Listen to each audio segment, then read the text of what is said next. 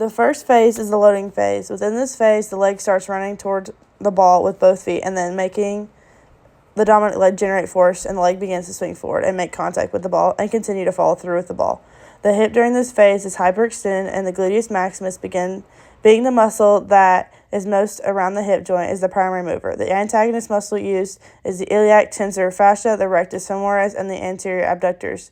The muscles used to work alongside the gluteus maximus was the biceps femoris, also known as the long head, and the posterior head of the abductor magnus.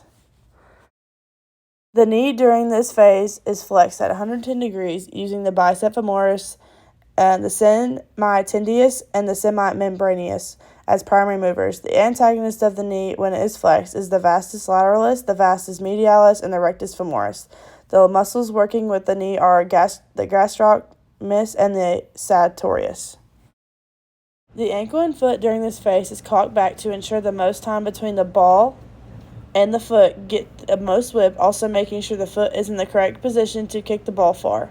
The ankle uses the gastrocnemius and the soleus as the prime mover during plantar flexion.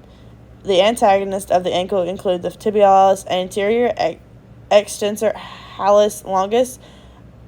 Muscles helping the ankle in plantar flexion are the fibularis longus, the fibularis brevis, and the posterior tibialis and the plantaris flexion.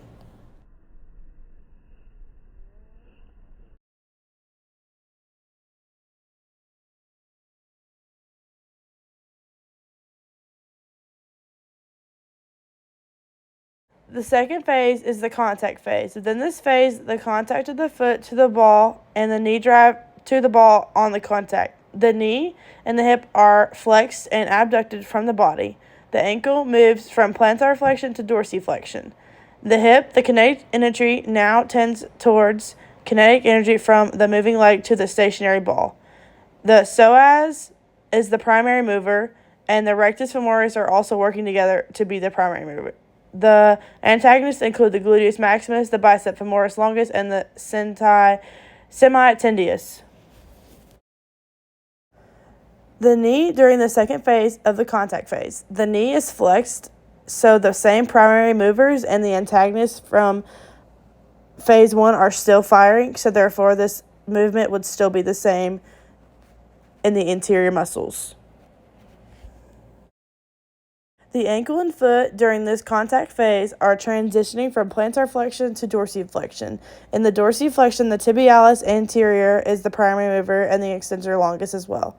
The antagonists are the soleus gastrocnemius, fibularis longus, fibularis brevis, and the posterior tibialis.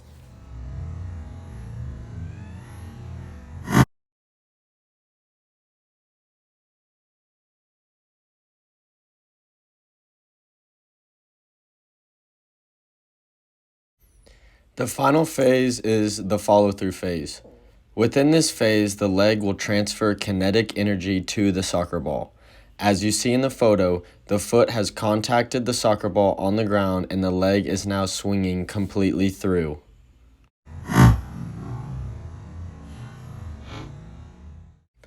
The hip during this phase is still flexed.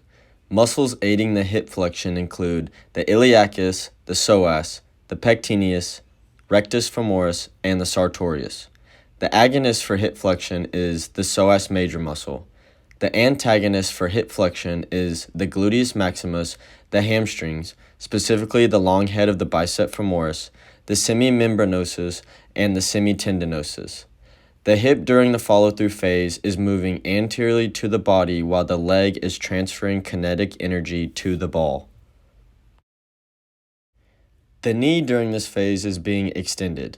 The muscles aiding in the knee extension is the quadriceps. The synergists aiding the quadriceps and extending the knee include the gluteus maximus and soleus. The antagonist for knee extension includes the biceps femoris, the semimembranosus, the semitendinosus, the gastrocnemius, the sartorius, and the gracilis. The knee during extension is moving in an anterior plane to the body. The ankle during this phase is flexed. However, at the ankle joint, the foot is being dorsiflexed, which is more important action when following through on the kick. The agonist muscles aiding in the dorsiflexion of the foot include the anterior tibialis, the extensor hallucis longus, and the extensor digitorum longus. The antagonist muscles for dorsiflexion include the gastrocnemius and the soleus. At this point, the ankle joint and foot are both in an anterior plane.